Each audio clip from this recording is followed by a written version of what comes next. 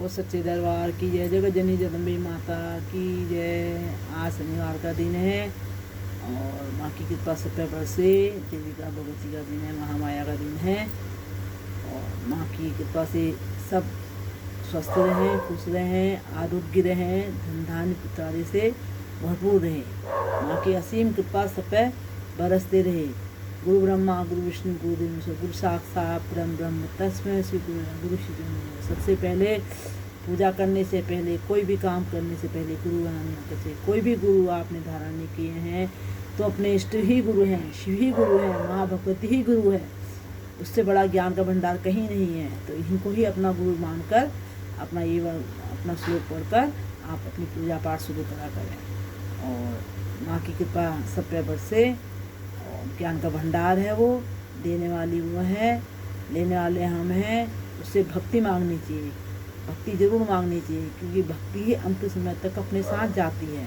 सब चीज़ तो यहीं रह जाता है, भक्ति ही साथ जाती है।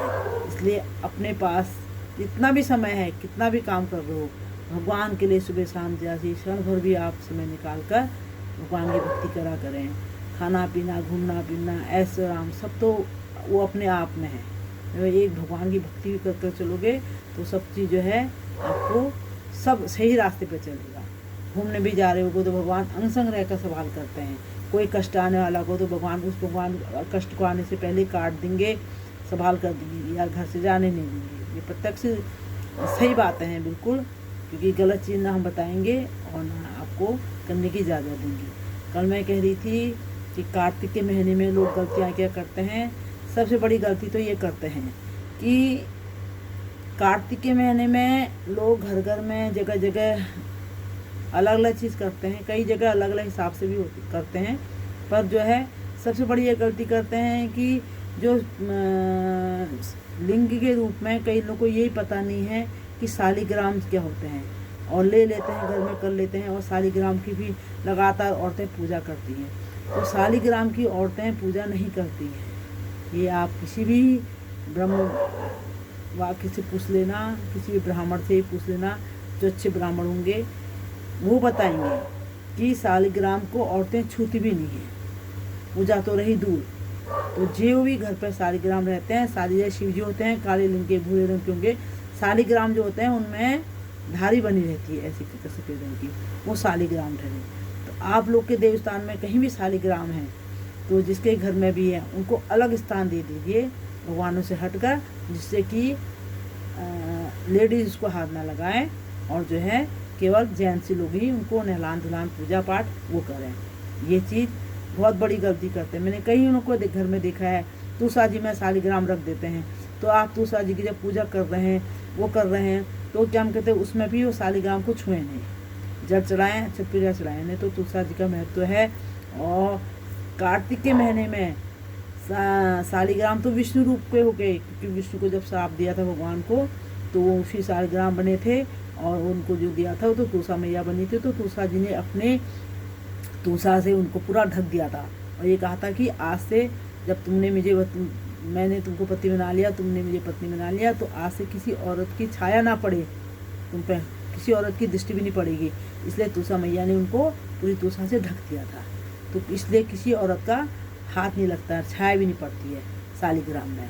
और शिव शक्ति का महीना भी होता है, कार्तिकेय जो हैं शिव जी के, तो शिव शक्ति भी पूजी जाती है। शिव शक्ति के रूप में ये बहुत बड़ा महीना कार्तिक का महीना चलता है, जो इसमें पार्थिव पूजा भी करते हैं। हमारे उत्तराखंड में तो अष्टोत्तर 11,000 ऐसे 21,000 कर ऐसे पार्थिव पूजा बनती है, लिंग बनते हैं, उनकी पूजा की जाती है।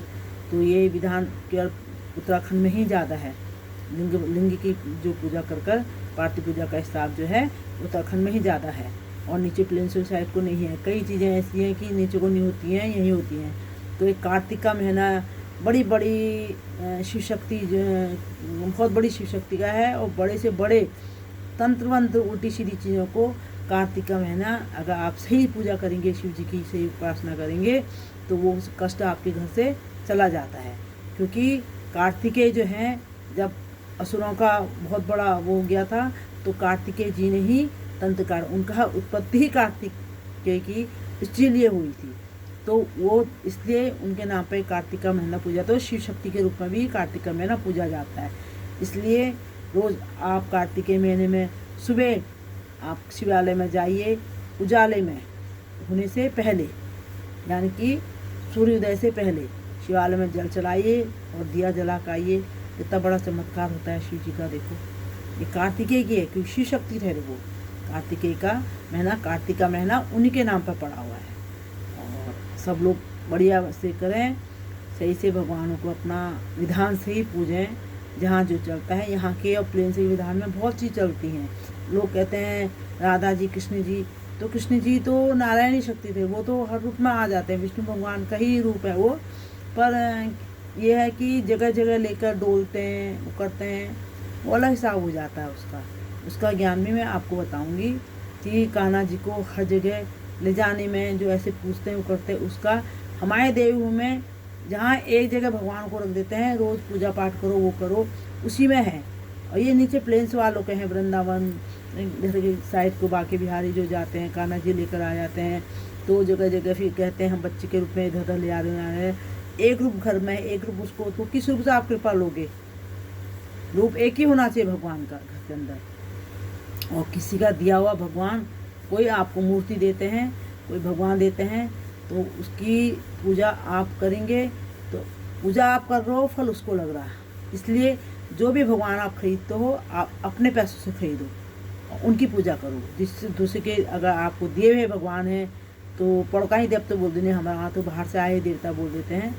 और जो है अपने खरीदे हुए पैसों से आप उनकी पूजा करोगे तो उनकी कृपा पूरी आप पाओगे। नहीं तो दूसरे के दिए हुए भगवानों को आप पूजोगे तो पूजा आप कर रहे हो पर फल उसको मिल रहा है। ये सही दिशा का है। आपको इस चीज़ में ध्यान रखना है कि ये सही चीज़ें हैं, बिल्कुल गलत चीज़ बिल्कुल भी नहीं है।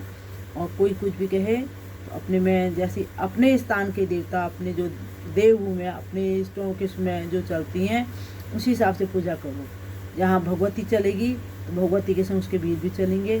कहीं तो खाली भगवती ही पूजी जाती है, वीर पूजे जाते हैं, बस हो गया। कई ऐसे हैं, कई जगह ऐसे हैं कि वो उपासक ही देवी के हैं। कई जगह ऐसे उपासक हैं कि वो शिव के भी उपासक हैं। इसलिए हर अपने क्षेत्र के हिसाब से, अपने शहरों गाँव के हिसाब से अलग अलग हैं। मैं कई जगह देखा है, जैसे जाते हैं बागेश्वर को जाते हैं, वहाँ बागनाथ जी की कृपा है, वहाँ शिव शक्ति को ही ज़्यादा है।